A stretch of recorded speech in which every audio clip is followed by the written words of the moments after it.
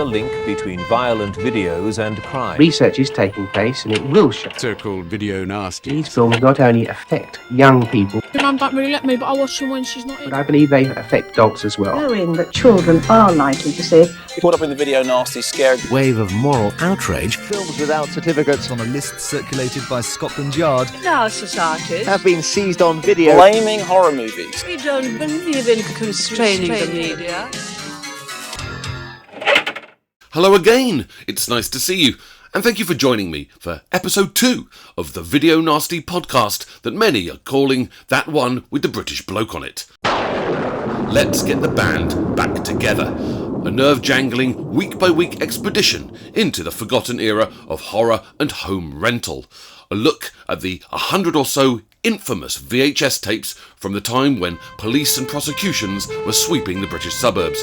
And for a few short years, before the Video Recordings Act swept them all away to be locked in that big warehouse at the end of Raiders of the Lost Ark, film fans could be simultaneously delighted and depraved by an influx of some of the most gore-filled horror movies in history. Last time, we delved into the origins of the splatter movie with the oldest of the VHS tapes on Scotland Yard's banned list, 1963's Blood Feast. Today, we fast forward just 5 years to the next, a bloody tale of inheritance and insanity, 1968's Blood Rites, aka The Ghastly Ones. The film DVD Verdict magazine called the only horror film where the aspects of the filmmaking are far more frightening than the slayings themselves. Here's the trailer. A house of abnormality, where every room means twisted passion. You have abnormal taste. Until one night, into this house came the monsters of slaughter, with some of the most hideous tortures and heinous crimes ever shown on the motion picture screen. The Ghastly Ones. Rape, mutilation, and the sadistic story of human slaughter. Meet Colin, the mad brother who loves to eat meat. Live meat. Or Liz, whose sick need is only satisfied by the sadism of man. Any man. Or John, who learns the terror of the ultimate torture, but never lives to tell about it. The Ghastly Ones. Not for the squeamish, but an experience so sensually exciting that it will be the stomach shocker of your life. The Ghastly Ones. Blimey. A few production details before we start, although this was so much of a one-man band operation, it won't take very long. While writer Hal Sherwood was on hand to help the director Andy Milligan with his script, Milligan pretty much picked up the rest of the duties. We see him as director of photography, editor, sound and costume. Jerry Rome provided the makeup, and a guy called Jim Yale hauled the camera about. It stars Veronica Radburn, Maggie Rogers, Hal Borsk, Anne Linden, Phoebe LeBlack, and Carol Vogel. If you weren't queuing up at Screen 4 for this way back then, you would have had the alternate Friday night choices of Rosemary's Baby, The Thomas Crown Affair, and Kubrick's epic 2001 A Space Odyssey, all released around this time. So, double up the front door, turn out the lights, grab that cushion to hide behind, get within lunging distance of a tube of Pringles, and let's go with 1968's The Ghastly Ones. I had to spend about half an hour typing Blood Rites into various search engines. Does anyone say search engine? I suppose it's right up there with information superhighway. But I digress. I tried Google and Bing and even asked Jeeves at one point, trying to see if this movie was available online. It seemed not to be, at least not in any legitimate pay us £3 and we'll show it to you way. No Netflix, Amazon, Now, iPlayer, iTunes or YouTube. But then... You've got mail. There it was. Nestling in the search results under the alternate title, The Ghastly Ones 1968 brackets full movie, on a thoroughly unofficial site called m.uk.ru/video, which frankly couldn't seem more piratey if it had one leg and a fucking eye patch. But hey, I clicked and then re-clicked and opened and closed and opened and closed and yesed and noed and accepted and blocked and on and on and on, and finally there it was. A lurid red opening credit sequence beckoned. Crackly and grainy, probably a 10th generation old VHS upload with the obligatory Spanish subtitles. The Spanish caption read, according to the nice bots at Google Translate, "3 married couples are forced to spend the night in a Victorian-era mansion. During the night, something horrible begins to threaten them, and a nightmare of horror and death begins to terrorize." Yeah, I could not but think even then the words like nightmare and terrorise might be doing a fair bit of heavy lifting there if the trailer was anything to go by, but hell, you know, in for a penny, so I made a cuppa, dimmed the lights, and pressed play. As I say, we start with a JER Pictures Inc. presentation on a home VCR-made title, which rather establishes our budget and quality, but let's not judge too soon. Oh no, wait, let's absolutely judge too soon. We are introduced to Ada and Robert, two Brideshead Revisited types larking about by the water in those starchy 1880s linens and stiff cuffs. Yep, it's petticoats and parasols and pratfall territory. Hampton's heads thrown back, pale necks and posh accents, everything's fucking hilarious. They have a kiss and a snog ineffectually. Let's go this way! They find themselves on the grounds of the old Crenshaw House that looks a little deserted and wouldn't surprise anyone if it was full of late 19th century redneck cannibals. But all of this excitement is clearly too much for feeble Ada, and she comes down with an attack of the vapours or consumption or whatever seemed to make women in crinoline faint the whole time in upstairs, downstairs.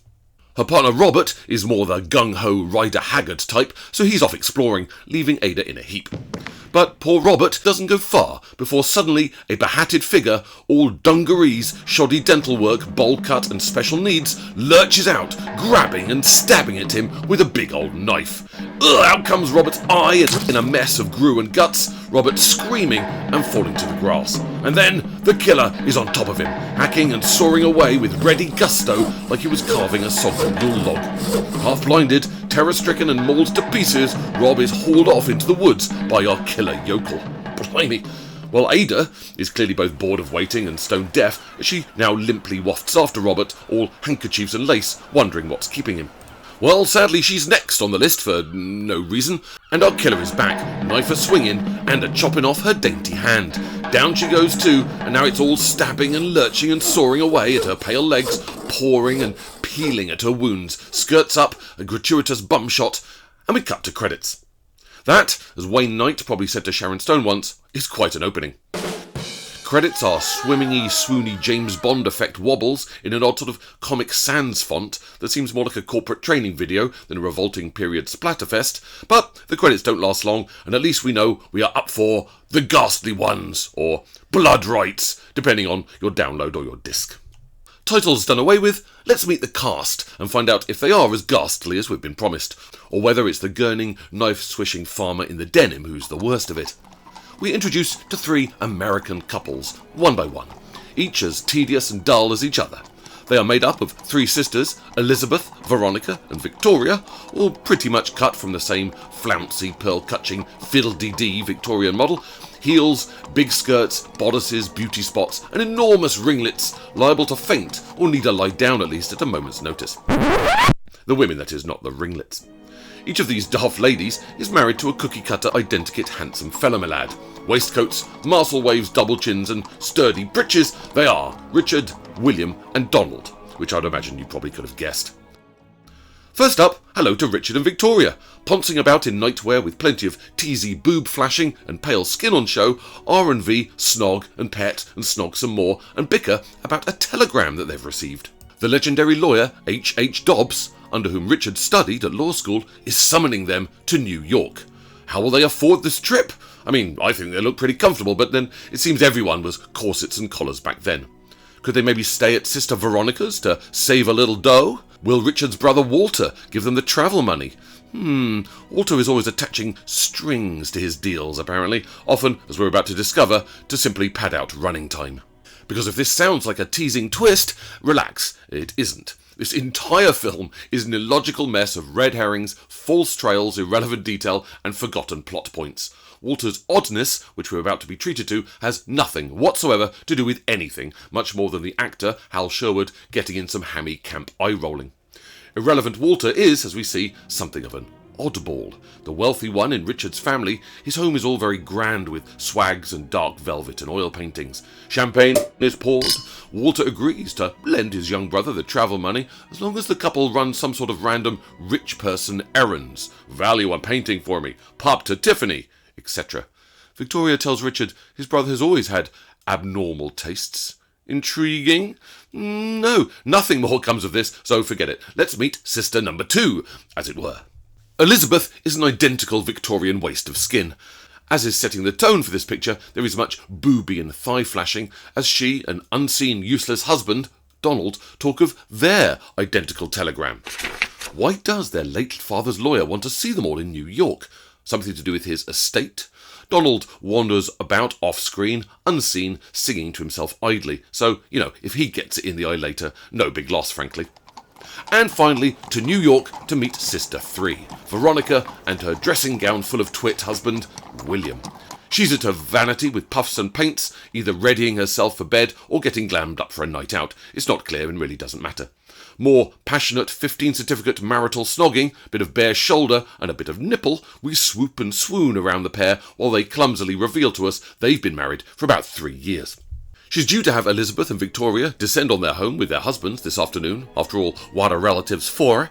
She's meeting them at a little sweet shop cafe at 1 p.m, and then it's all 3 couples off to Dobbs' legal offices to discover what the fuck he wants. So, that's our gang. Our 2 folk murdered on an island by some drooling half-wit in Wranglers, and now 3 middle-class couples invited to hear about the late dad's estate. We'll meet the lawyer in a scene or 2, and they'll all be off to the island, where the killer and 2 housekeepers, Martha and Hattie, look after Pop's old manor house, and that's essentially the setup. In the sweet shop, the sisters simper and gossip, all pearl-clutching and swooning in silly hats. Cucumber sandwiches are scoffed, and delicate tea is sipped. As oft happens in these capers, they share information that they clearly already all know in order to bring us poor viewers up to speed. Daddy died about 5 years ago, yes, but the will was not to be read and inheritance shared until the 3 girls are married and settled. True. It seems, with Dick, Donnie and Bill now in tow, the maidens are all set to cash in. Indeed, let's all finish these cakes and get over to Dodds. Quite. And let's hope he's not being played by some amdram, crinkly old chap in fingerless gloves who's been at the Dickens. Oh well. Here's Dodds, and he's straight out of the Mould Curiosity Shop school, bewhiskered and muttery, and about 300 years old. He reveals the will to the 3 drooling couples. It's not going to be simple, obviously. Some sort of haunted Crenshaw House task, we presume, and, well, we're about right. The 3 couples are told to go to the island and stay in a family house. Dad was an oddball, but a rich one, with vast South American holdings, whatever that is. Daddy only travelled back to Crenshaw apparently 5 times during his whole marriage, 3 of those times being for the brisk conception of his daughters, of course, with their otherwise frigid mother. The other 2 times presumably doing the bins or changing the cat litter. There, the couples must, in a slightly pervy dad manner, live in sexual harmony for 3 days. Nice. And if this is done, then day 3 will see them retrieve a trunk from the attic and share out the estate between them. By which we must assume the trunk has documents about the estate, rather than his estate just being whatever crap is in the trunk, a couple of Victorian jazz mags and an old croquet set. Oh, and if for any reason this task can't be done, 'tis the eldest daughter who will share things out if she sees fit, which one assumes is some kind of murder plot motive it'll probably take 50 minutes to get to resolve. But let's keep going. Aha, the Crenshaw place.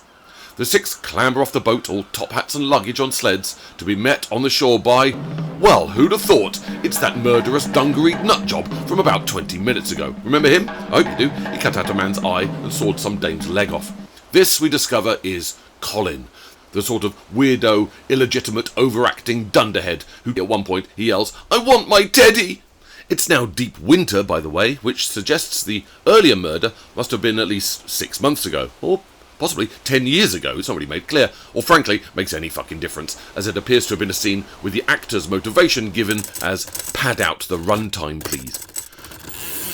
But Colin's simpering and bag-carrying is monitored and supervised by the 2 housekeepers who manage the Crenshaw house. Let's meet Martha and Hattie. Both pretty much cut from the same curtain fabric, and clearly both avoiding the same acting classes, they are busty, frumpy, lacy-collared fuss budgets of the upstairs-downstairs mould, and could easily have been played by Victoria Wood and Julie Walters, or, if this means anything to you, Roy Barraclough and Les Dawson at a stretch. As they fuss and bustle the couples into the house, all talk is of the recent plague which bumped off their dear mother, Mrs. Crenshaw. Ah, well, very sad. Add to this hoary old setup, they are now, of course, trapped on the island. Ooh, everyone says, predictably. Colin, in case we'd forgotten he was definitely on the spectrum, stops off to catch a white rabbit and then eat it, live and raw in our faces. For this, Colin gets from Martha and Hattie not the first in a very long line of beatings and whippings, like he was a stray dog. Nice. Anyway, we can't hang around here in the snow. Let's get into the house for a few days and see if anyone makes it out alive. Indoors, rooms are assigned and the women coo and simper about the wallpaper and velvet. Colin gets yet another beating for putting cases on the bed instead of the wardrobe, stupid Colin, responding like a wounded hound with gooning and gurning and humpy buck teeth in a manner that makes Marty Feldman look like David Niven. No, girls, you can't use this room. Clearly the stuffed teddy bear swinging in a noose signifies it's Colin's quarters. Oh. Cue a few minutes of coupley amdram nonsense. They all gather in a chintzy drawing room, all rustling bustles and brass buttons and sweet sherries, and I say, as per the lawyer's instructions, they are free and easy with their affections, and we get a little bit of light petting and cheeky shoulder. Richard and Victoria have been married the longest, so aren't as keen or demonstrative as the randy newlyweds, who basically just drink and tease and paw and slurp at each other's necks.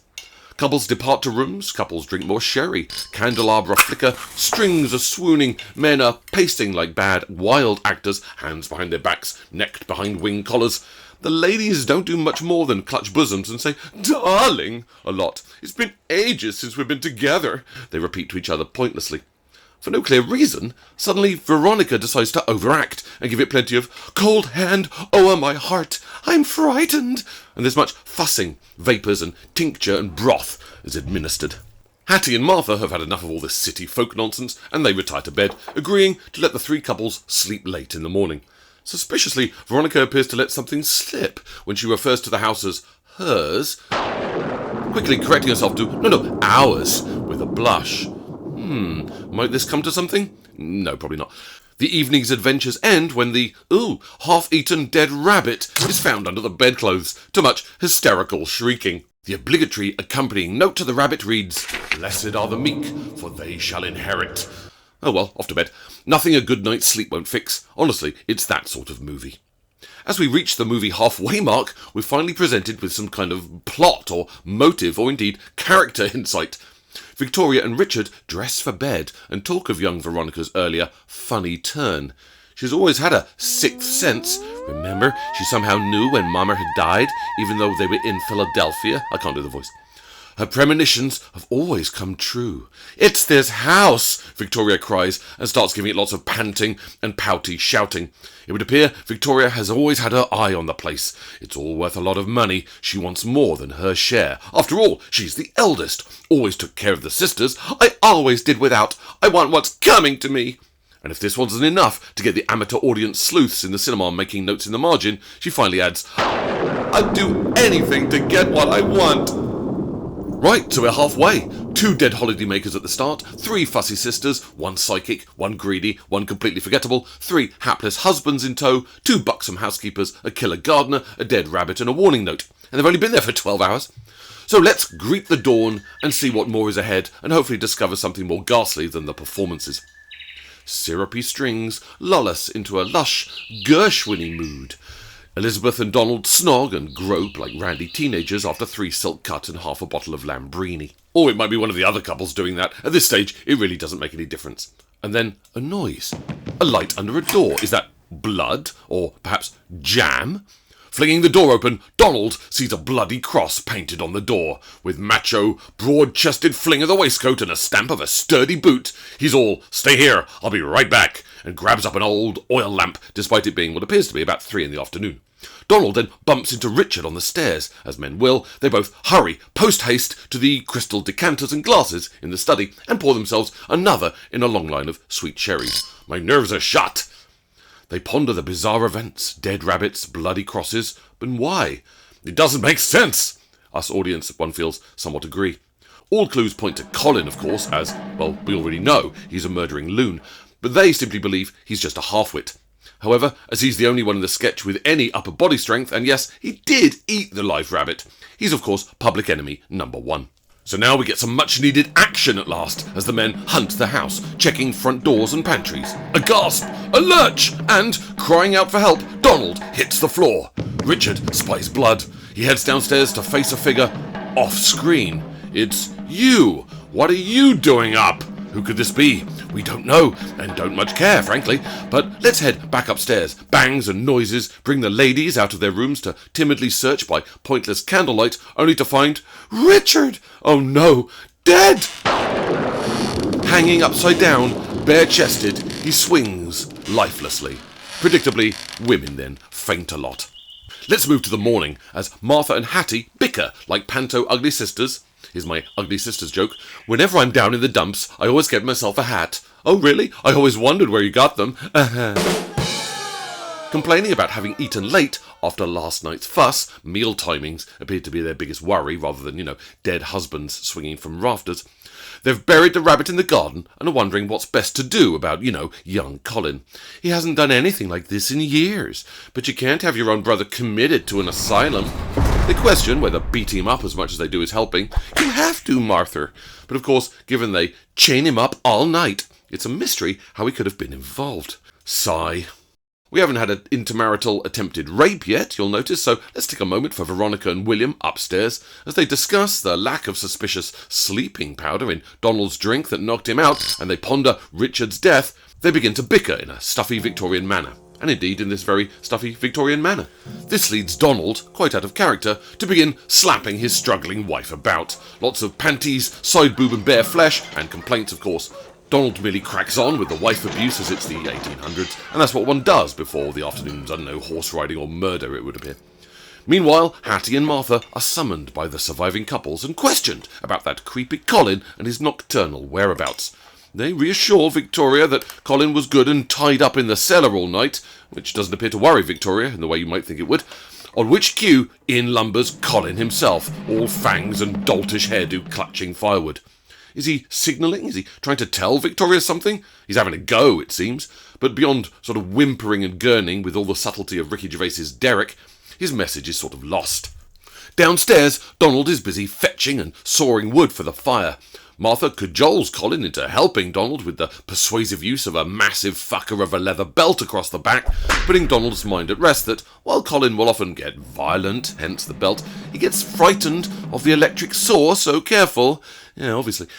And no one's been murdered for 10 minutes, so let's dispatch young Donald and see how ghastly we can make it. It doesn't disappoint. Bonked across the noggin by a dark hooded figure, down goes Donald, bringing an end to his wood-chopping chores. He awakes sometime later, tied to an altar or Black & Decker workmate or something, neatly like a bakery box. The hooded figure over him proceeds to plunge a whopping blade into Donald, stabbing and stabbing, making a bloody hole of gore and innards big enough to get a cat in. Donald screams, music thunders, and the figure, who, if it is Colin, has definitely got his upper body coordination together momentarily, hauls out innards and grue, Donald's mouth splashing clarity blood as a saw is taken to his flesh, and in a squelch of plastic and papier-mâché, it gets horribly sausagey and awful. Being the dullest man on the northeast US seaboard, Donald is not being missed by anybody, and nobody catches him bellow out his bloody lungs, so upstairs, Martha and Hattie fuss over the turkey lunch. Oh, it'll be all dried out. The couples gather. They can't be waiting for that Donald if turkey quality is to be preserved, so they gather in the dark dining room and whip off the silver cloche to reveal the tasty turkey. Da-da-da! However, it's the other type of fowl, and instead they scream at the sight of Elizabeth's head, decapitated and lolling and dead-eyed on a bed of mixed greens. Well, enough's enough at this stage. Messages, rabbits, hanged husbands, missing Donalds, it's enough to have anyone writing to the Daily Telegraph. So, cue the sobbing and hysteria and smoking jackets. We can't even get off this goddamn island, someone says, but helpfully, a wife is on hand to explain that swearing isn't going to help. Martha knocks and enters, announcing now is the time for the father's trunk to be fetched. The boat will be here tomorrow for the reading of the wills and settling of deeds, and to return the remains of the cast to the mainland. Colin and William pretend to struggle with a clearly empty trunk, which appears to have just been stuffed in an airing cupboard. Colin, of course, gets a good belt whipping from Martha to encourage his empty trunk carrying. They'd better find Donald if this lark is going to be brought to a satisfactory conclusion. Plus, where's the firewood? So William and Colin head down to the cellar. But what's this? As William descends, he is followed by a mysterious hooded figure. Ducking out of sight, by which I mean crouching slightly in clear view of everybody, the figure hides from William as he searches. But hey, what's this in this box? Pots and plates, bric-a-brac, Wade whimsy, china whatnots. It's a photograph, dated 1865, an old man cradling a baby. And what's this written on the back? H.C., my favourite gal, from Walter C. But that must mean, presumably, something? Hattie? I sort of lost interest at this point. Colin's clearly just a red herring. It'll end up being one of the mad housekeepers, obviously. Hattie, probably, the HC. Oh, let's just get to the end of this damn thing. Colin attacks! William barks back at him like a dog, Colin cowering and whimpering. William runs, but no! Attacked finally by that hooded figure, William is impaled against the wall with a glorious pitchfork through the neck. Bloody mouthfuls of goo and grue come spilling out as the figure stabs him and lunges at him. Cut to Colin, sobbing in Martha's arms. "They're mine! They're mine!" he grunts, revealing the dusty box of pots and plates and the revealing photograph. But now the figure is back, chopping off Martha's hand, sending her collapsing. Colin is chased indoors, up the stairs. Victoria and Veronica cower in the bedroom. The figure, a witchy crony face glimpsed beneath a cowl, splashes oil about the stairwell and sets fire to Colin, who lights up like a fucking twig. He topples backwards, and finally, hood pulled away and mask removed, we see... Well, it's Hattie, obviously. Who else was it going to be, for heaven's sake? So now we need some lumbering, ponderous Bond villain-style reveal of all the methods and plots and motives as the girls whimper and Colin smoulders away.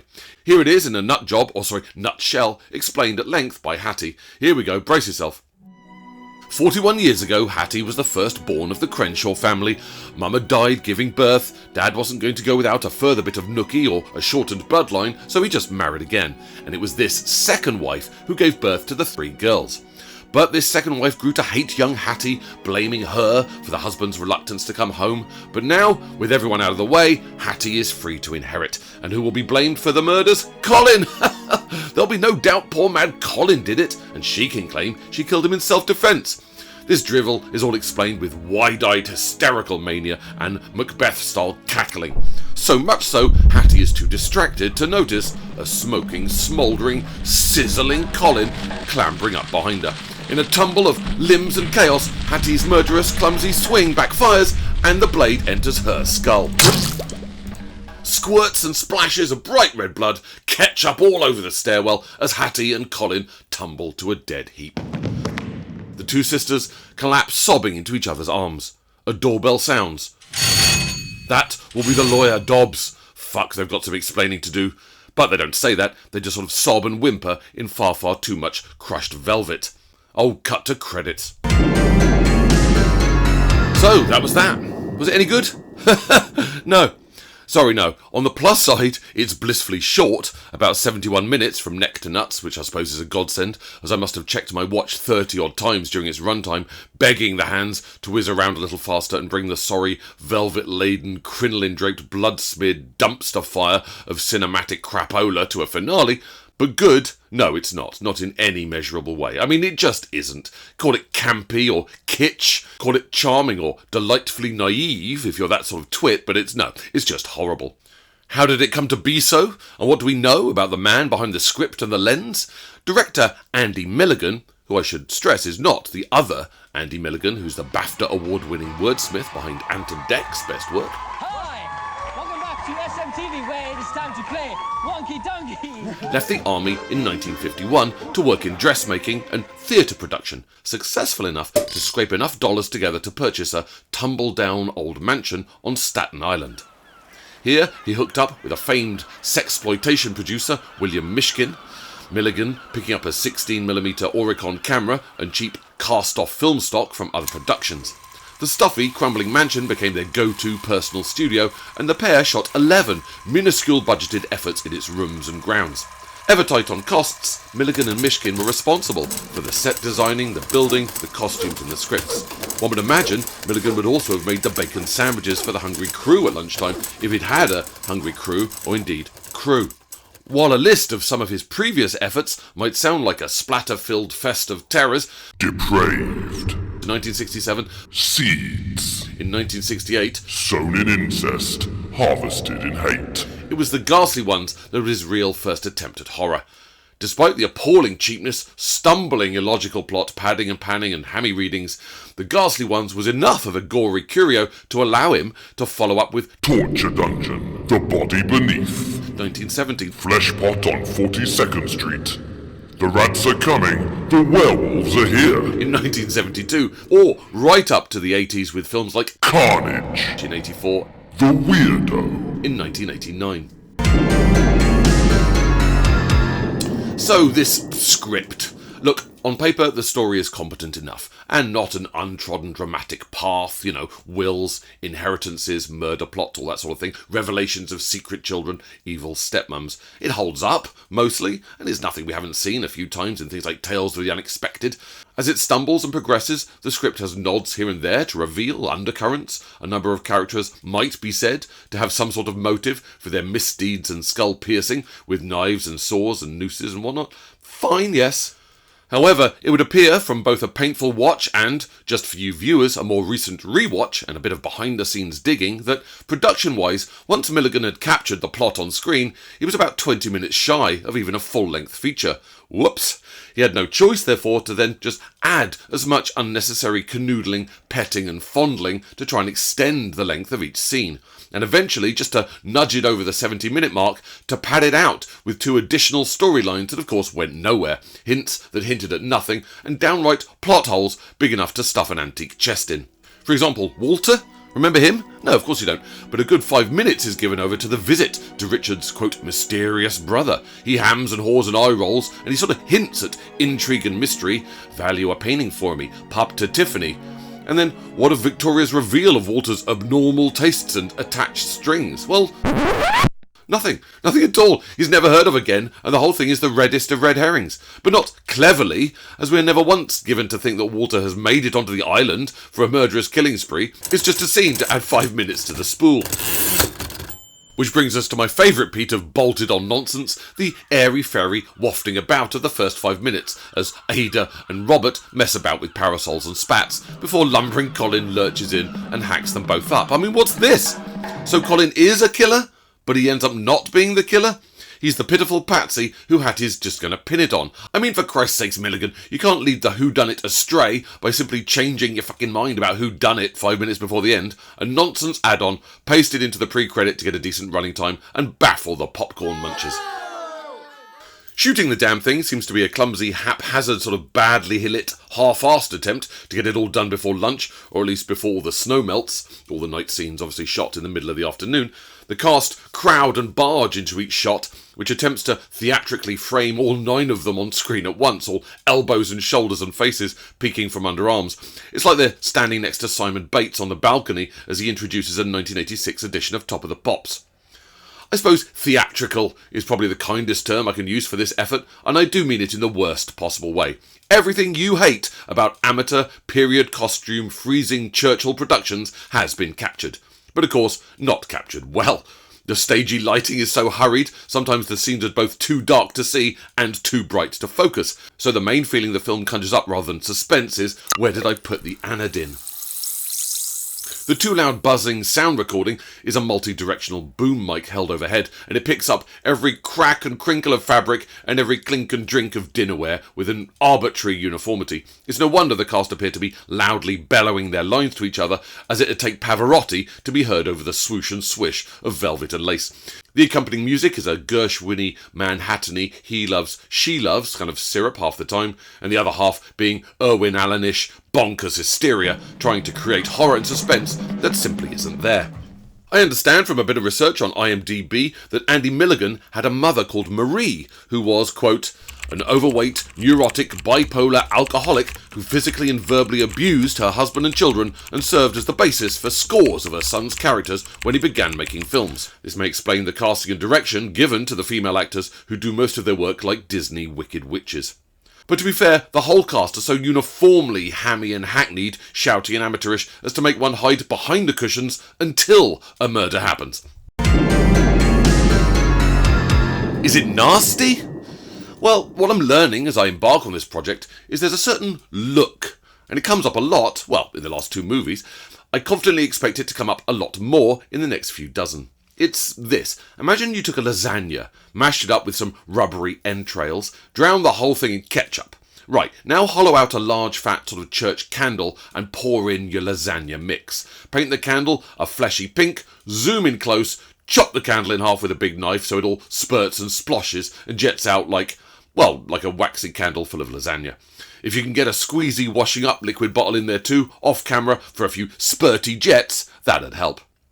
Perhaps in 1968 this was face-coveringly macabre, but now it's sort of just puerile and silly. It might startle a maiden aunt or a timid grandad, but certainly no more gruesome than a particularly nasty episode of Holby City or ER.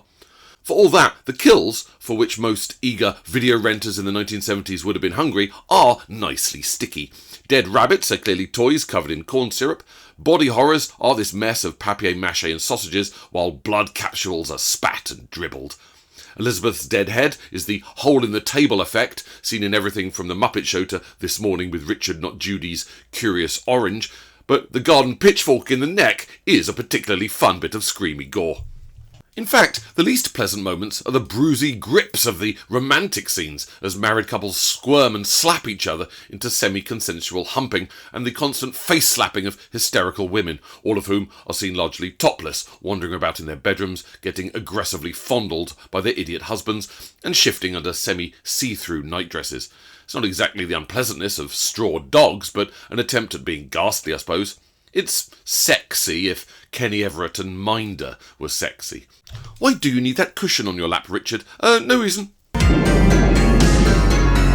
Worth banning? Not in the least. A huge drop in quality since our first outing of Blood Feast. No more pairs of boobs than you'd get in Porky's Revenge or a feature-length episode of The Sweeney. Dull periods of swooning maidens and brandy-swigging menfolk. A backwoods, and also backwoods, Igor-like gardener. And a half-dozen jumpy stabbings with household equipment that I say are silly rather than gory, as gruesome as the Great British Bake Off sponge cake mix episode. Remember Victoria Wood on UK TV, her spoof sitcom Acorn Antiques? Well, it's that. It's exactly like that. Oh, it's a little bit like this Fry and Laurie sketch as well. Darling Elizabeth. Oh, Richard, I knew you would come. I too, Elizabeth, I too knew that I would come. I bring soup. I bring warm, nourishing soup for to the better to make you more well-weed. And I suppose the squirty red paint dismemberment of Blood Feast from 63, see earlier episode. Grown with the Wind meets Scooby Don't. Where do I find it? Well, if you want to bother, and it really is for completists only, remember, I'm doing this so you don't have to, it is available online via something called ok.ru/video if you can wade through the tedious pop-ups. A trip to the excellent site surgeonsofhorror.com tells us, quote, Andy Milligan's The Ghastly Ones is an oddity in the realm of horror cinema, a sleazy and grimy piece of exploitation that, while low budget and technically amateurish, found itself enshrined in infamy as one of the notorious video nasties. When the UK's Director of Public Prosecutions compiled a list of banned films in the early 1980s, The Ghastly Ones was among the titles deemed too extreme for public consumption. This, of course, we know, which is why we're talking about it. In all likelihood, of course, its similarity to 1963's Blood Feast would have got it shoved in the same bin bag, and it too appears among the 39 infamous prosecuted tapes, distribution of which becoming criminal under the Video Recordings Act. According to the nice people at horrorcultfilms.co.uk, the film was one of 3 movies released in the UK on VHS by a company called Scorpio, this one in March 1983. Removed, thanks to the video nasty panic, it didn't then see the light of day again until Image Entertainment released an uncut Region 1 DVD in 2004 as part of a special edition which also included Scenes of Sin. To date, however, it seems there's no UK region DVD on the market. Next time on Let's Get the Band Back Together. A bizarre adventure in fear. An experience in Join me shock, for the movie. Critic foreshadowing Rex your Reed said, strangest if you want to see what turns a B-movie into a classic, it's unthinkable for anyone seriously interested in horror movies not to see it. 1968's classic, Night of the Living Dead. See you there.